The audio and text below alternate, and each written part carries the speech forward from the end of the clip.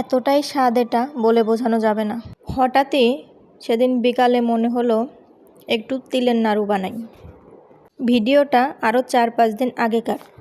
তিলের নাড়ু যেহেতু খেতে মন চাচ্ছে, কিন্তু তিল দিয়ে তিলের নাড়ু বানানোর মতো কিছু কিছু সরঞ্জাম ঘরে আছে আর কিছু কিছু নেই, সেগুলো কিনতে যেতে হবে। তাই বেরিয়ে গেলাম সেগুলো কেনার জন্য। সেগুলো কিনে বাসায় ফিরতে ফিরতে সন্ধ্যা হয়ে গেল। Welcome to my new blog. আমি রাবেয়া। বাসায় এসে আমি তিলের নাড়ু বানানোর জন্য সব কিছু প্রস্তুত করছি। একটা আঁচা নারকেল ছিল, সেটা কুড়িয়ে নিলাম। কিছুটা তিল ভেজে নিলাম, হালকা একটু রোস্ট করে নিলাম। তিলের সাথে আমি সাবুদানা, কুমড়োর বিচি, কাঠবাদাম এগুলো কিনে নিয়ে আসছিলাম। ছেলের বায়না, সে কুমড়োর বিচি ভাজা খাবে, তাই তাদেরকে একটু কুমড়োর বিচি ভাজা করে দিলাম। ভাজা করে দিয়ে আমি ভাবলাম কিছুটা রেখে দেই, তিলের নাড়ুর মধ্যে দিলে হয়তো খেতে ভালো লাগবে দাঁতের নিচে পড়লে। দেখতেই তো পেলে আমি গুড় ছিল, কুসরের গুড় ঘরে, সেইটা একটু পানি দিয়ে তার মধ্যে দিয়ে জাল করে নিয়ে কুড়ানো নারকেলটা দিয়ে দিলাম। তার ভিতরে তিলটা দিয়ে সুন্দরভাবে নেড়ে চেড়ে নিব।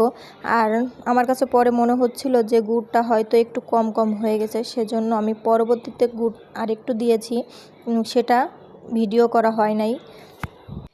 এই প্রসেস করে আমার নাড়ু বানিয়ে খাওয়া দাওয়া করে বাচ্চাদেরকে খাইয়ে দাইয়ে নিয়ে ঘুম পাড়াতে আমার প্রায় রাত 11টা বেজে গিয়েছিল।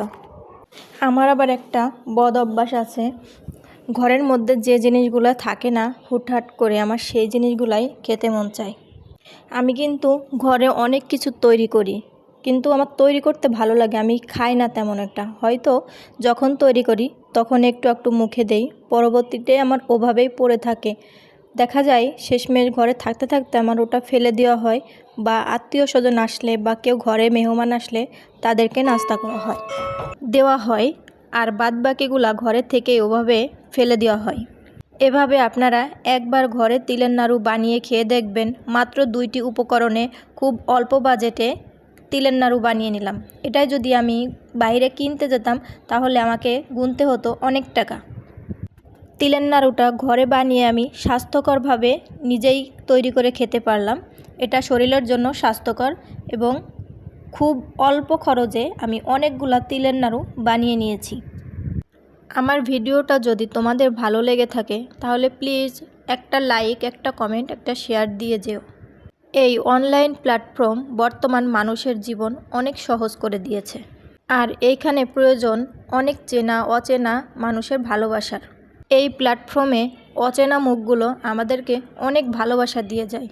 আল্লাহ হাফেজ, সবাই ভালো থাকবা। Thank you for watching.